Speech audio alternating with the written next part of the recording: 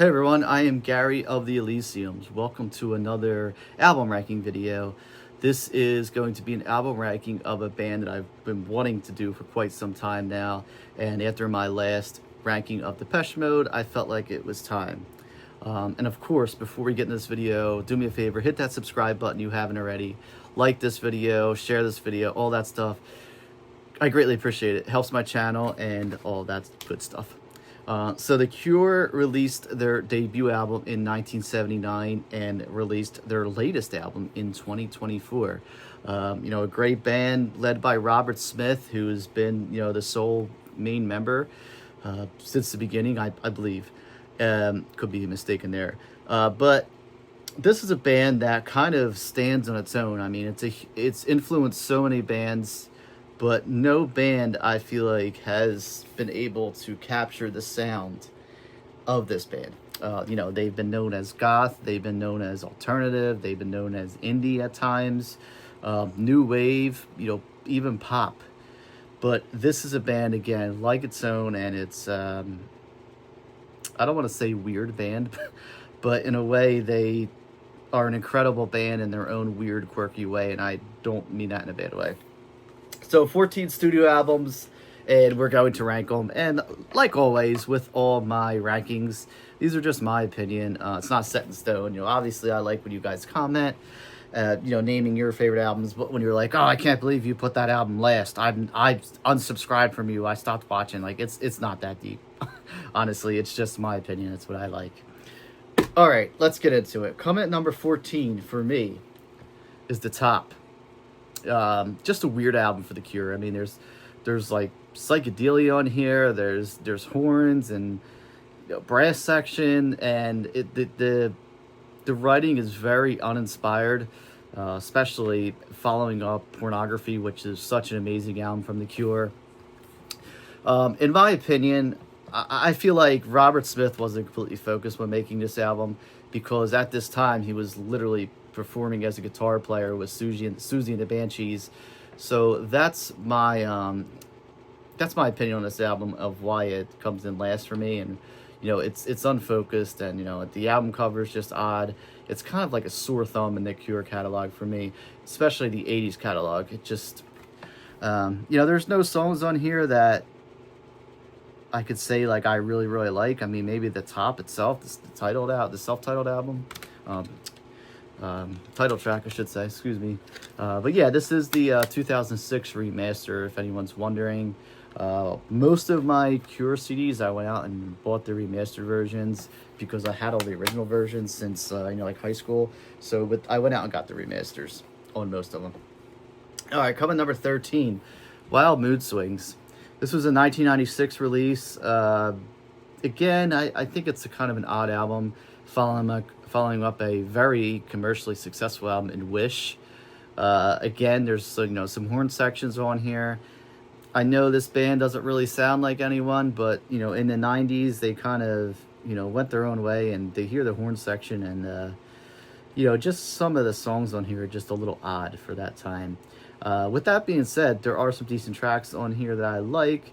Mint Car, Gone are two of my favorite tracks off of here. Club America is okay. This one is not remastered. This is just a standard version. I do put this on from time to time. The Top I rarely listen to. So that's why it's ranked at 13 for me. All right, now coming at number 12. 413 Dream. Okay, 2008 release. This followed up The Cure's self-titled album, which I actually liked a lot. And I feel like the artwork on here kind of resembles it a little bit. I know the artwork was more like, hand-drawn, but this seems more like a water painting. It's a little too happy for me, for The Cure. Some of the songs are a little more upbeat. Again, this is The Cure in a new millennium. Now we're entering the 2000s, so again, this is another album I don't really reach for too often. I think I would go for Wild Mood Swings over here. I don't know why, but I do feel like some of the songs on here are a little stronger, like Sleep When I'm Dead, Siren Song, Freak Show, and It's Over, which ends it. Number 12. Coming number 11, I just mentioned, this is The Cure, the self-titled album. When this album came out, I'm not going to say I didn't have high hopes for it, but I didn't realize it was going to be as good as I found it to be. A lot of people don't really like this album. I think it's really good. I feel like it's strong. In a way, it has a... This is going to be weird to say, but to me, it's a little more of a heavier sound for The Cure. But yeah, overall, it's a very decent album. 11 tracks spread out of here. A 2004 release. The End of the World is an amazing track. Us or Them, Lost, The Promise, which ends it. Like this album a lot, and I do throw this on from time to time. All right, coming number 10, Bloodflowers. Awesome album from The Cure. This is the first Cure CD that I kind of heard on my own, the entire CD. It's a 2000 release. As you could see, the cover art there is very, goth, but in like the Crow kind of way. Being at the time it came out, I was very into metal and new metal and things like this. And, The Cure, obviously, I know they're not a metal band whatsoever. But the vibe of the artwork and all that kind of, stuck with me, the lyrics.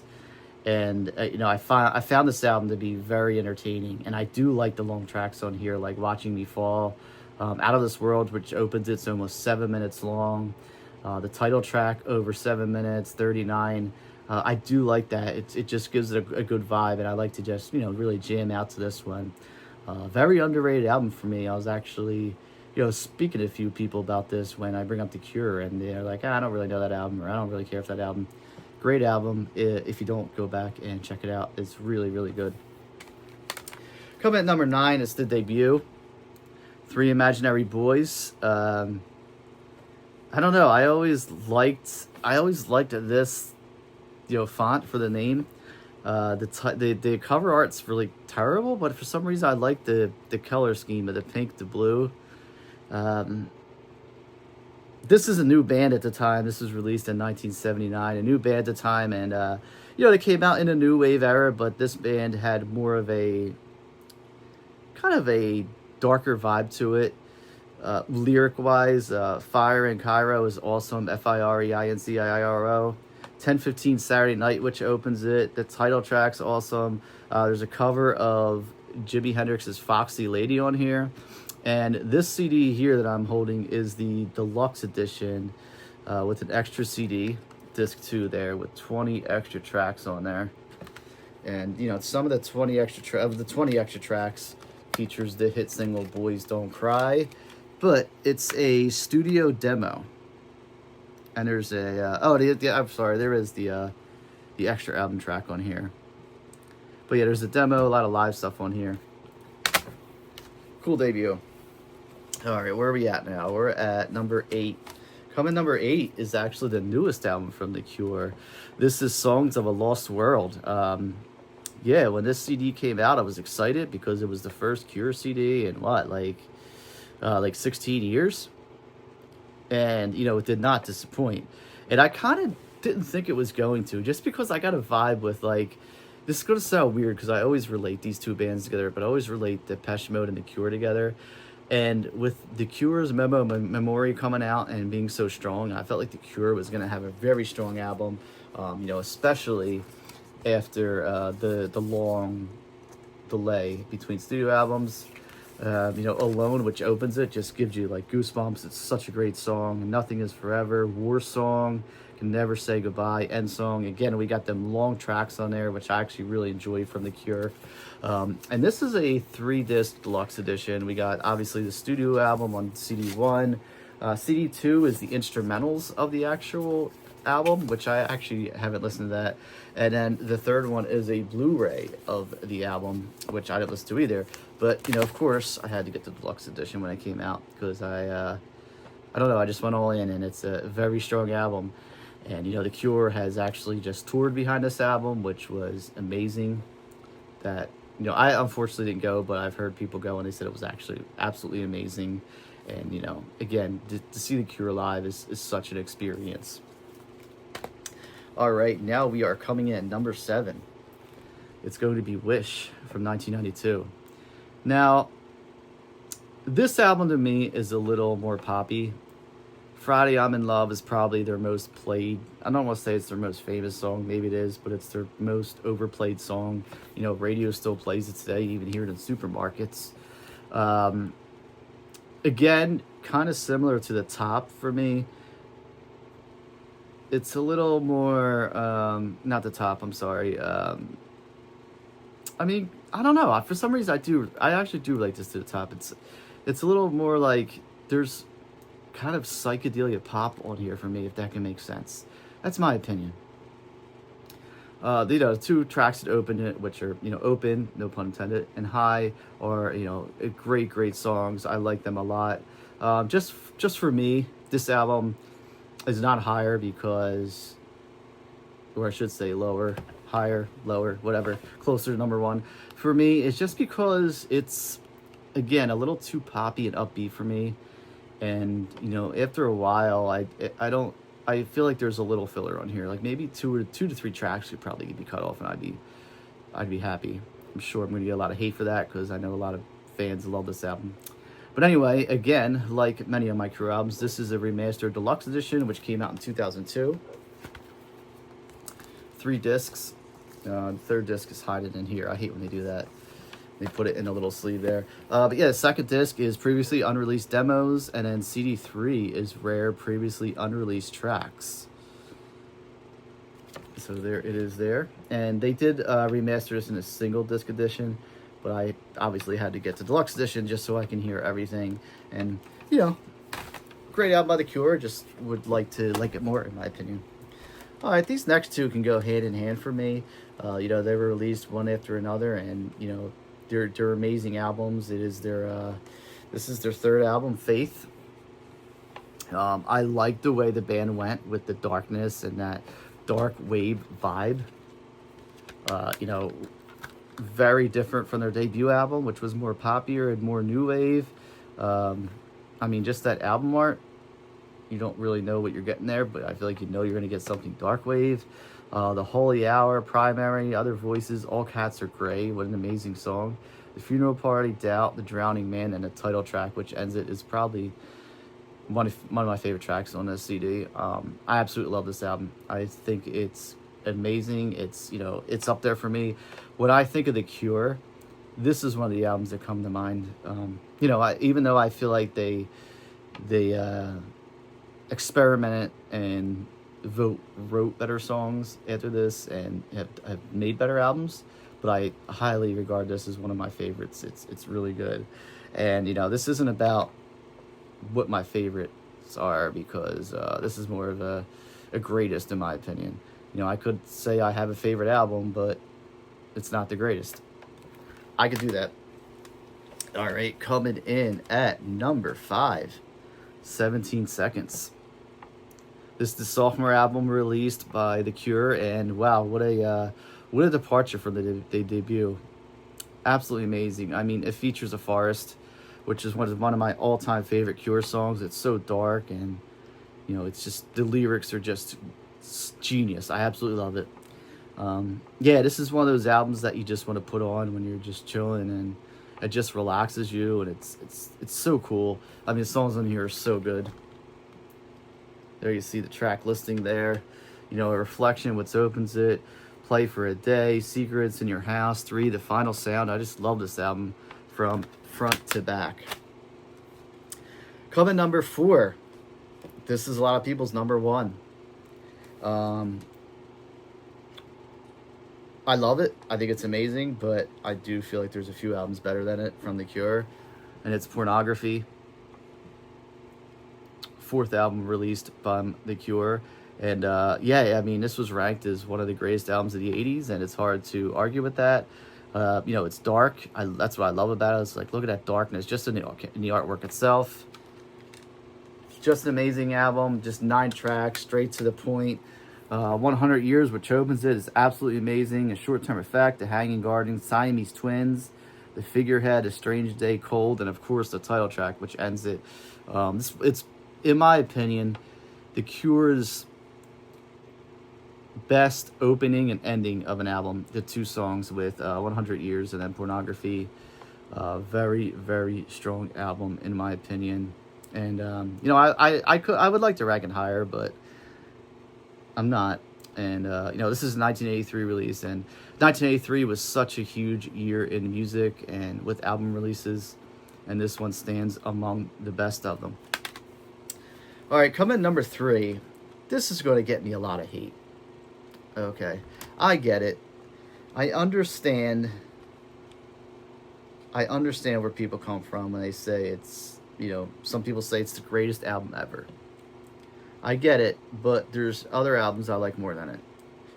I feel like I'm going to get shot down by saying this. I feel like it gets boring at times, but it's still an amazing album. It's still amazing songwriting. Disintegration. Yep, I said it. From 1989. You know, some people, like I said, regard this as one of the greatest albums of all time. Obviously, they think it's The Cure's best album. For me, yeah, it's great. It's amazing, but there's other albums I like more than it. And I don't agree that this is the greatest work of art that The Cure has ever done, or the best songwriting they've done. Is it top 3? Obviously, but I like stuff better. I mean, you know, the opening of Plain Song and the Pictures of You is incredible. Close Down. I don't know. Close Down's, I don't say you could skip it, but it's not as good of a song being, you know, bookmarked by Picture of You, and then In the Love Song, which is, you know, absolutely incredible. Big hit for the band. It's covered by 311. They made it a hit. Last Dance, Lullaby, Fascination Street, absolutely incredible. I would probably say Lullaby is my favorite track off this album. Prayers for Me, The Same Deep Water as You, the title track, Homesick, and then Untitled. That's when I feel like this is front heavy. The back half of this album I don't 100% love. I do think it's good. I do listen to it. Like I said, I find myself getting bored a little bit at times, but I'm not gonna discredit the you know, the album and what they've done with this. And you know, like I said, I think it's an incredible album. Just for me, I don't put it at number 1. All right, now before we get into the top 2, something I'm gonna do here. So I have 2 albums here that were not technically studio albums; they're more compilations, but they sometimes get lumped in with the studio albums and some of the greatest stuff the Cure's done. So first up is Boys Don't Cry. This is a 1979 release. So this is like, I think there's 7 songs from 3 Imaginary Boys, and then a couple tracks that were recorded during the session but not included on the album.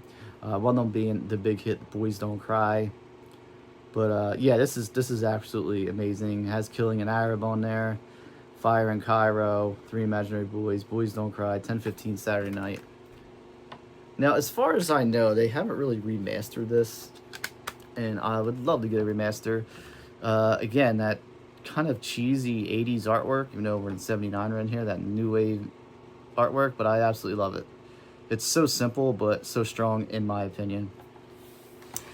And then another honorable mention, Japanese Whispers. I feel like, you know, this would have been a better album to release instead of the top, and maybe shelve the top. This is, you know, B-sides from Pornography and other stuff they're doing at the time. It features Let's Go to Bed on here, and The Love Cats, which are 2 amazing tracks. Like I said, a lot of people lump this into being a studio album release, but it's not. It's more of a compilation of B-sides, but an amazing album nonetheless. All right, back into the top 14. I was going to say top 10 for some reason. Coming at number 2, Kiss Me, Kiss Me, Kiss Me. Again, like Disintegration, I feel like this is a long album, but for me, I like the entire album a little more than Disintegration. I don't want to say a lot more. The Kiss, which opens up, is amazing. Into the Catch, Torture. If Only Tonight We Could Sleep is amazing. Why Can't I Be You? I absolutely love that song. That was a hit for the band. How Beautiful You Are, The Snake Pit, Hey You. So Hey You was actually omitted from the original CD pressings, excuse me, just to make this a single disc and not a double disc. This is the remastered deluxe edition, and Hey You is on here. I don't know what they did differently to, fit it back onto the CD. Maybe it's modern technology. But anyway, that goes into Just Like Heaven, one of their biggest hit singles of all time. All I Want, Hot, Hot, Hot, such a great song. One More Time, Like Cockatoos, Icing Sugar, Perfect Girl, 1,000 Hours, Shiver and Shake, and Fight. Awesome, awesome album. I absolutely love it. It's regarded as one of the Cure's best albums, but I think it's underrated still. I think it gets a little, I don't want to say hate, but it gets looked over a lot. And the second CD on this one is Rarities from 86 to 87. It's a lot of demos of the stuff that's on this album. But nonetheless, really, really strong stuff. There's a cool picture of Robert there performing on stage. So this is why I put it at number 2. For a long time, this is my number 1. But I realized there's another album that I like way better. And, by process of elimination, I'm sure you figured it out. The Head on the Door. Perfect album. I absolutely love it. I feel like this is the true follow-up to Pornography, because the top comes between Pornography and then this. And this is just absolutely amazing. I mean, In Between Days, another hit track. Kyoto song, the second track on here with that Japanese influence. So good.